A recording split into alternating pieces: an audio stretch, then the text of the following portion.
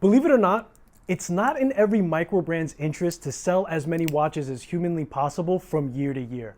Some of them are more interested in keeping the overhead cost very low and connecting to each enthusiast that purchased their watches. And I experienced this in the Philly Watch Fair in 2024, where I met a gentleman named Stephen Lee from Dufrane, and that's exactly the business model that he told me he's more interested in. A couple months later, I reached out to him to see if he would be interested in me doing a review video. He's actually coming out with a new Travis Mark II, and he sent me the watch in for loaner to do this review. Now, there's no other compensation in making this review. The watch is actually getting sent back, and all of my words are my own. So let's take a look at Dufrane as a brand. Let's take a look to see if there's any improvements and see what we come up with. Let's start by talking about the brand's inspiration for its name and logo that are always paired together. The logo has two inspirations. As a kid, Stephen loved watches. His mother always encouraged him and would support his love for the hobby. The name Dufrane is his mother's maiden name, and on the Dufrane family crest is a tree.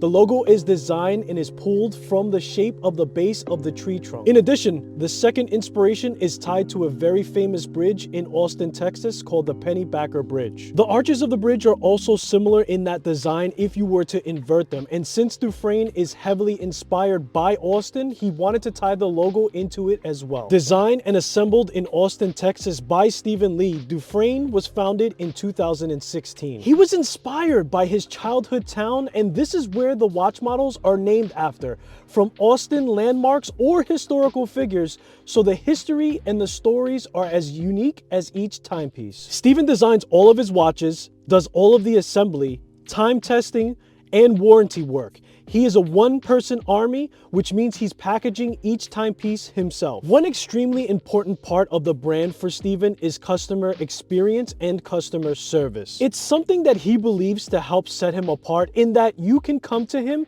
and he will be happy to answer any questions or chat about this crazy hobby. The Travis Mark II takes all of its design cues from the original Travis diver, but adds some updates and changes. Lake Travis is Austin's main water supply and reserve. This is where the watch gains its proclaimed name from. For some of the differences to the past model, the Travis Mark II now offers a date window with a color-matched date wheel. There are 3 new dial colors to this new iteration, including this never-before-used orange colorway called the 40 Acres. The watch retains its 200 meters of water resistance and includes finely polished chamfers on the case for some more added detail. Taking a look at some specifications, the watch and the case are 316L stainless steel. On my own calibers, I measure a diameter of 38.8 millimeters, a lug-to-lug of 47 millimeters, and a thickness of 12.1 millimeters thin.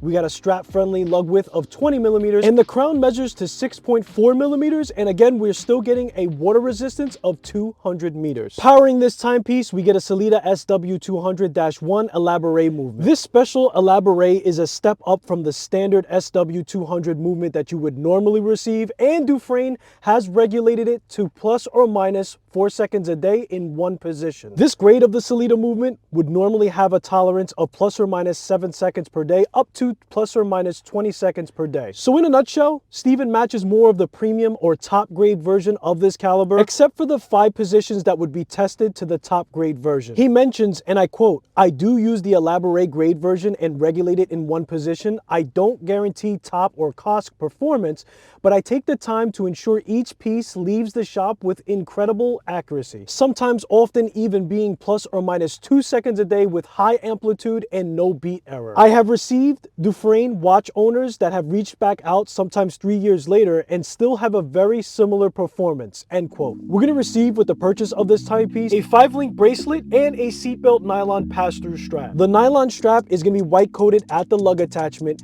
quick release. It has a Velcro securement and is extremely comfortable and soft to the touch. For the 5-link bracelet, it's going to be fully brushed with polishing on its sides, a 20 millimeter taper down to an 18 millimeter. It has quick release with solid female end links. The links are screwed into one another with decent tolerances and good articulation. We receive a push deployment clasp, milled 20 millimeters by 41.4 millimeters in dimensions, with the edges of the clasp being crisp but not sharp. It's brushed with polished chamfers, an engraved logo in the center, on-the-fly adjustment push glide system with 10 millimeters of space. There is no wiggle even when fully extended, but it can have some tolerance to rock a little back and forth. The bracelet and watch case, for that matter, has a DLC coating of 800 Vickers, which is up to 5 times more scratch resistant than an untreated 316L stainless steel. Taking a look now at the case back, we have a screw down case back that turns into the case, a Texas star engraved at the center, primarily brushed with circular brushing extending into the back of the lugs. There are engraved specification text, including the number of the watch's production. For keyless work function, we receive a screw down crown that has double silicone gaskets, signed crown with high clarity of the company logo within it, coin edge knurling. Again, it's 6.4 millimeters in width, so it's easy to interact with. It has a smooth tolerances when screwing the crown down, and it's absent of any crown guards. The case has a side profile with horizontal brushing to a satin-like finish, with polished chamfers running along the top of the case from a thicker to smaller transition moving towards the center all the way down the side of the lug. Vertical brushing on the top of the lugs, identical details in finishing to the flush fit solid end link, very snug to fit. I even compared the overall finishing to the watches that I've owned that were hundreds of dollars more in cost, and this watch is equal or better in most scenarios. For the bezel, we receive a sapphire aluminum bezel insert, 120 clicks.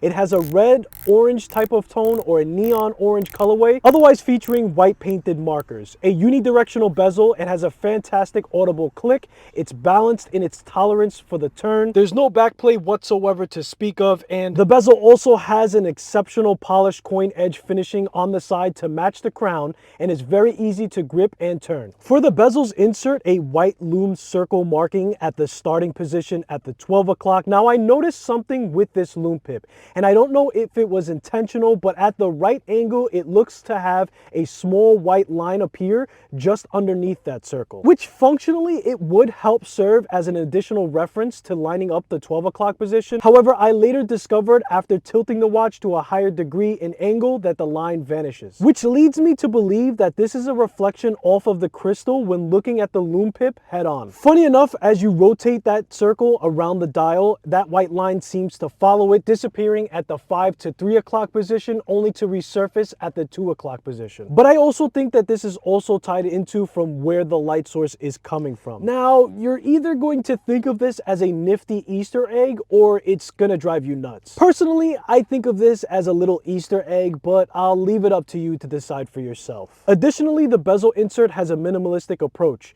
You can spot a white line indicator for a 15-minute timer, which is interesting because the rest of the bezel is bare besides the 3 lines to mark for every passing 15 minutes. Which in turn rendered me curious enough to look into the significance of the first 15-minute marker on a diver's bezel. Most diving bezels will have more detailed markings within the first 15 minutes, while the remaining minutes are often marked less predominantly. And that's because a 15-minute marker on a diver's bezel is considered significant. It typically represents the critical turnaround point in a dive, where a diver should start their ascent to avoid decompression sickness. I personally think that the design chosen here to be a perfect balance with intentional restraint, forcing a desk diver vibe overall, left with more appreciation for the color scheme. Protecting the dial and its contents, we get a flat sapphire crystal that is microscopically raised right over the edge of the bezel. It's treated with 5 times anti-reflective coating under that crystal, and that's extremely effective and apparent when exposed to a high lit source environment. In some cases, the crystal is so transparent and clear, you feel as if you can reach right down and touch the hands directly. Speaking of the hands, they're diamond cut, rhodium polished, and for the 40 acres model, we get a flat white framing with a lume filled in its center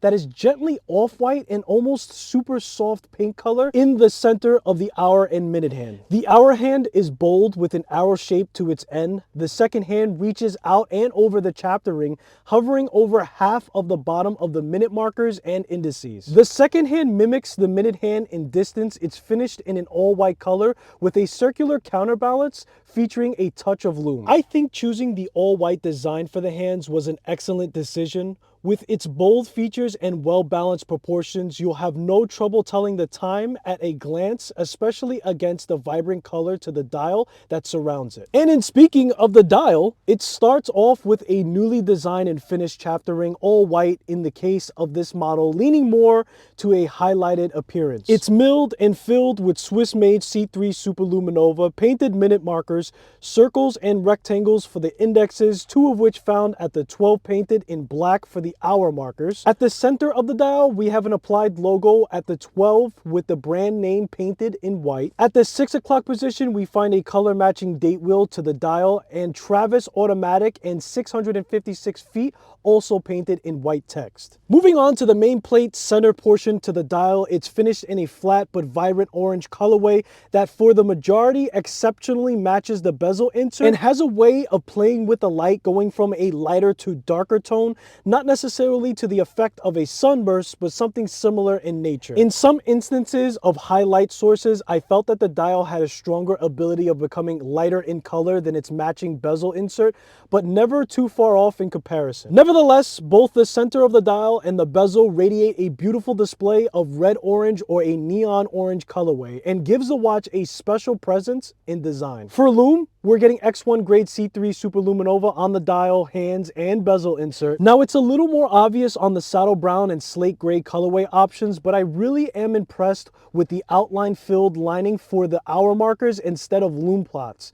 I rather enjoyed this inverse design for Lume in place of those traditional Lume filled plots. With the boldness of the hour and minute hand, luminescent material was handsomely applied to the hands, serving as an easy read with the absence of light. Even the counterbalance has a dot of Lume, serving well for a running indication in a nocturnal setting. And in the entirety of solar retention, the watch effectively lasts throughout the night. You have a total of 3 colorways to choose from, free domestic shipping and flat rate international shipping, and they're normally priced at $875 USD. All Dufrane watches come with an international 2-year warranty, starting with the date of shipping. I'll leave a link in the description below to the Dufrane website where you guys can check out these Travis Mark II timepieces. And if you guys enjoy live streams with like-minded enthusiasts, I also did a live unboxing with the watch, and I'll leave a link to that also in the description below. So that's all that I have for this Travis Mark II 40 acres. And I'll be honest, when I first opened the box, I was already impressed with the design and the colorway. And as time went on and I wore the watch for a couple of weeks, I got even more attached to the watch and more impressed by its color. I feel like personally, for me, having a range of color and having that spring and summer vibe for your collection is a nice addition to have. But let me know what you guys think of the watch. What do you think of Dufrane as a micro brand in general? I appreciate you guys for spending your most valuable asset, which is time, and I hopefully will see you in the next one.